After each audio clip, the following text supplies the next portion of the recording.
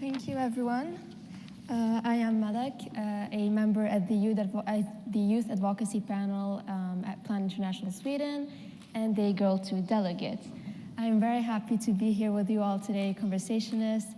And although it would have been good to have Dr. Tedros Adhanom with us here today, he was unfortunately unable to attend.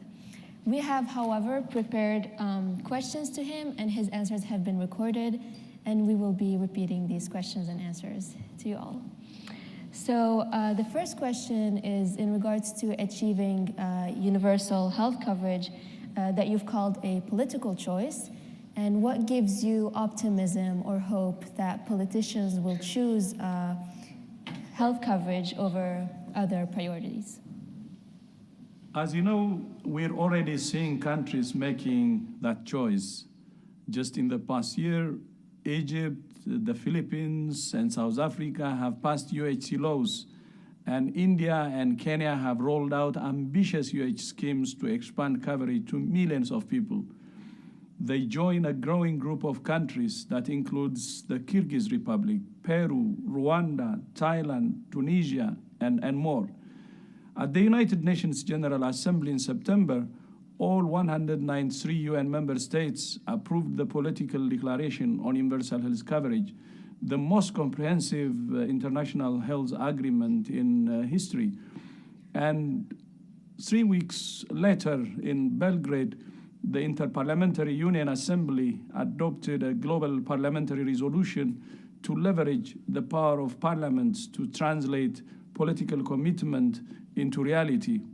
It's also increasingly clear that although health is an end in itself, it's also a platform for sustainable development. Universal health coverage helps to prevent people from falling into poverty. It increases productivity by getting people off their sick beds and back to work, creates jobs and drives economic growth, and it helps to protect nations and economies from the impacts of epidemics. So in other words, health is not just a moral imperative, it's also an economic imperative.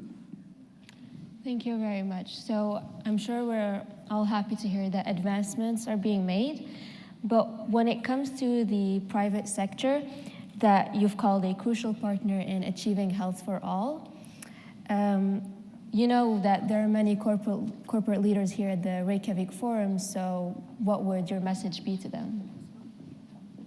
This is a big yes. The private sector is an absolutely vital partner. We cannot achieve UHC or the Sustainable Development Goals without the contribution of the private sector. Billions of people rely on products developed by the private sector, like medicines, diagnostics, and devices, but also on services delivered by private health providers.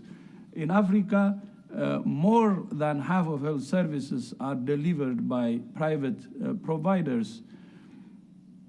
The private sector is a source of innovation and an employer of health workers. We're more cautious about the role of the private sector, of course, in health financing, as you know. Within a well-designed national health financing strategy, private health insurance can play an important complementary role. But domestic public financing is the bedrock of universal health coverage.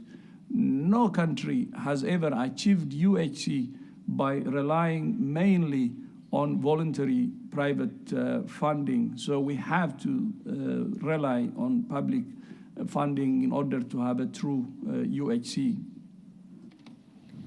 Clearly, public funding also plays a role in achieving health coverage, but besides health coverage, when you were elected, your top 5 priorities included putting the well-being of women, health, and children at the global center and of health and development.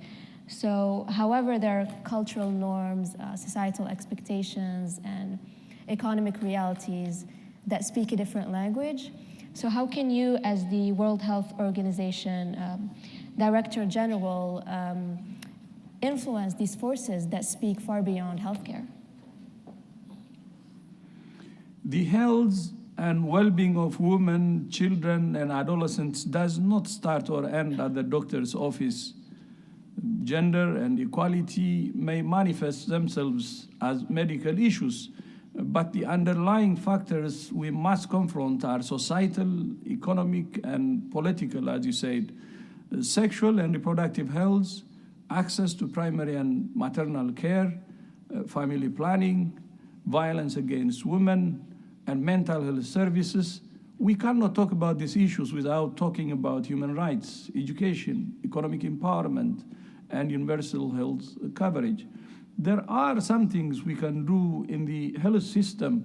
For instance, in Ethiopia, we discovered that women would not go to their local health facility to talk about family planning or reproductive health issues if it meant talking to a male health worker. So we made sure there were more female health workers available. But many of the root causes of gender inequality lie outside the health system. That means we need a whole of government approach that addresses those root causes. It's everybody's business. Thank you very much for making the time, Dr. Tedros Adhanom. And I believe we all owe him a round of applause.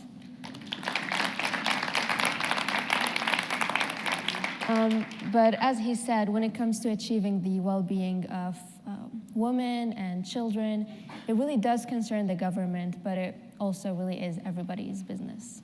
Thank you very much.